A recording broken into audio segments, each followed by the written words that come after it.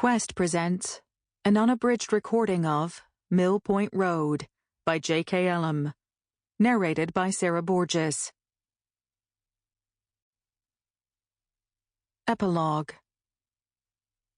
Can you tell me why you killed him? The woman just shrugged. Because he tried to kill me. She thought the answer was so obvious that the question didn't need to be asked. Inside my own home. She then added. It sounded better, more justifiable.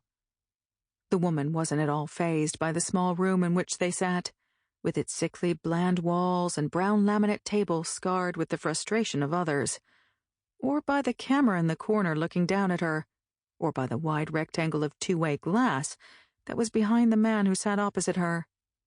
The man held up a sealed evidence bag. Inside was a handgun. Is this your gun? The woman nodded. Another irrelevant question. She had already given them the ownership papers and permit.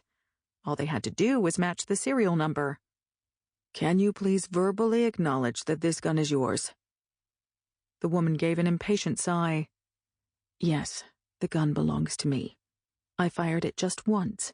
Killed him. I believed I was in immediate mortal danger. The man nodded, placed the bag back on the table, and went back to the open folder in front of him and wrote something down. Next, he lifted up another sealed evidence bag. Inside was an 8-inch chef's knife, layered Damascus steel, wooden handle, made in Japan. Dried blood coated the entire blade all the way back to the bolster, just before where the handle started. Do you recognize this? The woman nodded. It's one of my kitchen knives. Part of a set of 6 that sit on the kitchen counter, next to my coffee machine. The man turned the evidence bag over in his hand, his eyes fixed on the woman opposite him. Had the blade not been coated so completely in blood, it would have glinted under the harsh overhead lighting. How do you think this came into the possession of the deceased? You would think he would have brought his own weapon with him, given...